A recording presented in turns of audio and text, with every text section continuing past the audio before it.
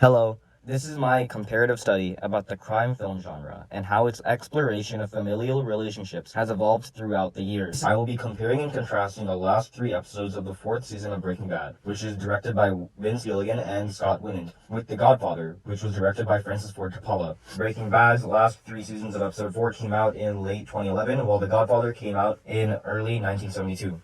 Godfather is about the powerful Italian mob family of Don Vito Corleone, played by Marlon Brando, and takes place when Vito's youngest son reluctantly joins the family business.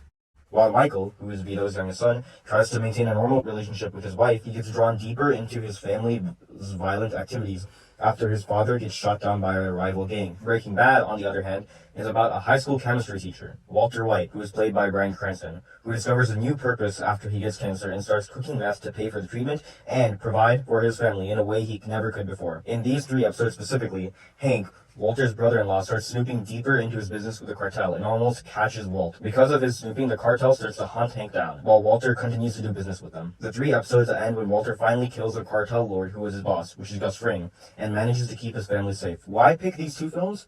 First off, Godfather is highly regarded as one of the best, if not the best, crime films ever. Furthermore, it is known for having a central theme of family, and dives deep into familial relationships in the crime world. Similarly, Breaking Bad has a central theme of family. Breaking Bad is widely regarded as perhaps the best show of all time by many critics, and it's known to be an epic crime TV show. Why pick these 3 particular episodes? This is because in these last 3 episodes of Season 4, Crawlspace, End Times, and Face Off, Walter goes above and beyond to try to protect his family from Gustavo Fring. At the same time, he ends up completely losing his moral compass in order to save his family. In order to properly compare the familial relationships explored in these 2 crime films, the 2 films need to be themselves different enough in order to see any sort of contrast. This is why I picked these 2 films. They are not only separated apart by 40 years of time, but they are also different mediums, because Breaking Bad is a TV show and The Godfather is an actual movie. Now, what exactly is the crime film genre? The crime film genre is an extremely popular genre of film which explores the undercover crime world, usually through the eyes of a criminal and their legal actions. Movies like The Godfather, Scarface, and Nobody showcase the motives of a criminal. These films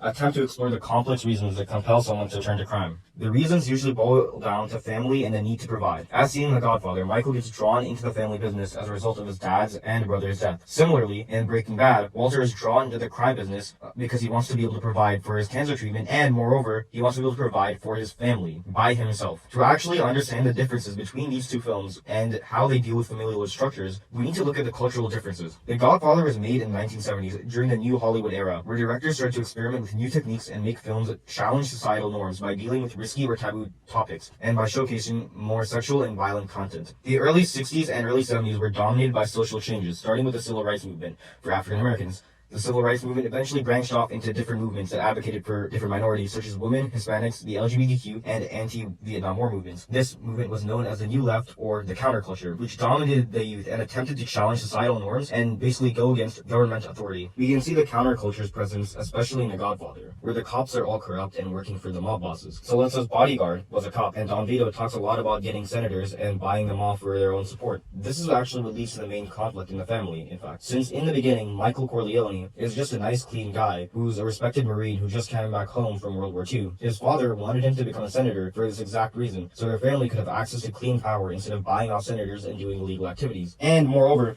one of the central plot points revolves around Michael losing his chance to become a clean senator instead of going deeper into the illegal activities of the family. Senator Corleone, Governor Corleone, something. Another person of Anta.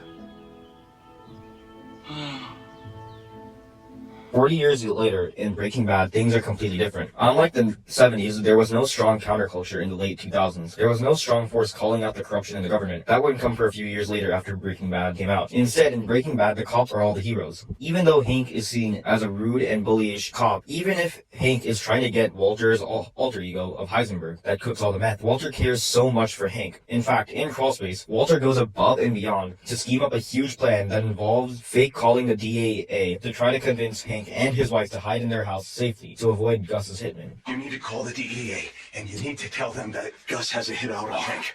No, you have to do it for me. This is even more important to look at under the greater context of the crime genre. This leads to the government being seen as the hero in Breaking Bad, and even being seen as an integral part of the family. In Breaking Bad, DEA agents are being seen as morally grounded, dedicated people who are core parts of Walter's family. Furthermore, the filmmaker's intentions also tie into how the cultural context impacts familial roles. The Godfather was actually an adaptation of the book by the same name that came out in 1969, also during the era of the counterculture. The movie is remarkably accurate and similar to the book, which isn't surprising since the author of the book, Mario Puzo, also wrote the script for the movie. Coppola's intentions as a filmmaker were, as a result, to make a faithful adaptation of the novel, and by doing so, the movie carried over many of the counterculture themes from the book. The filmmakers behind Breaking Bad, however, didn't have the same filmmaker intention of carrying forth counterculture themes. Gilligan also clearly had little to no intentions of including themes inspired by the third wave of feminism of the 2000s. As a result, both shows don't differ much when it comes to the role of women with respect to the family.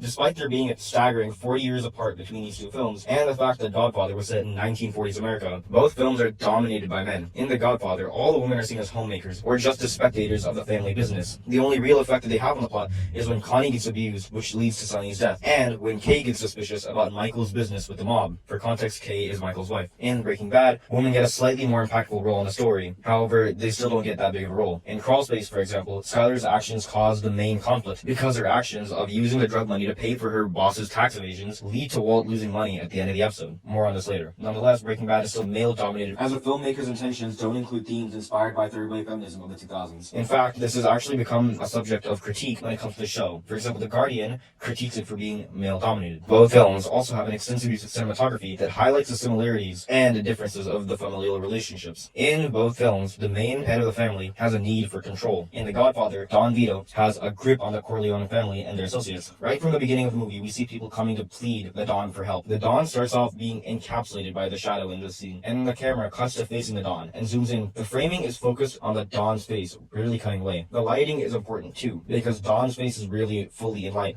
and there's always some part of his face masked by the shadow.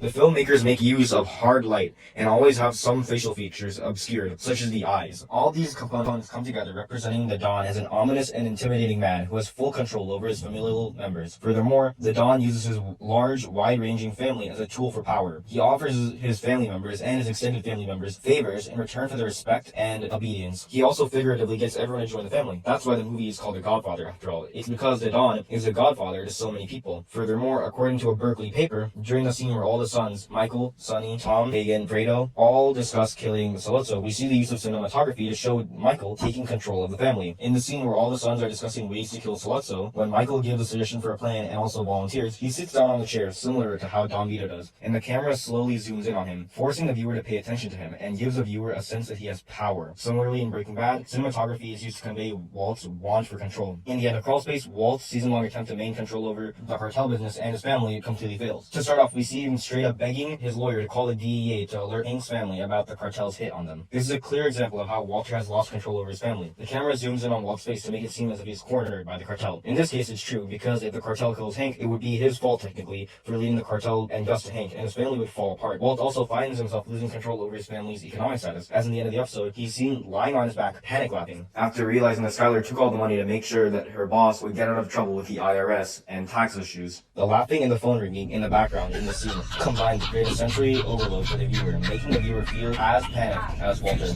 According to the inverse, Walter knows he has lost full control over his family and the events that are going to happen, and he's almost giving up and burying himself in the crawl space. That's not the end of it, however, because in the next two consecutive episodes, Walter used cunning and intelligent strategies to regain control. The writers include brutal plot devices such as Walter poisoning a child and blowing up a nursing home in his plan. Walter went through extensive measures to keep control over his family, very similar to how Michael, by any means necessary, did what it took to keep his family safe and keep control over his family. For example, towards the end of The Godfather, Michael Corleone, in a very, very cruel series of events, orders the killing of his brother-in-law, who abused his sister, Connie. To conclude, The Godfather's and Breaking Bad's main differences when it comes to exploring the familial relationships in the crime genre come from differing filmmakers' intentions as a result of differing cultural contexts.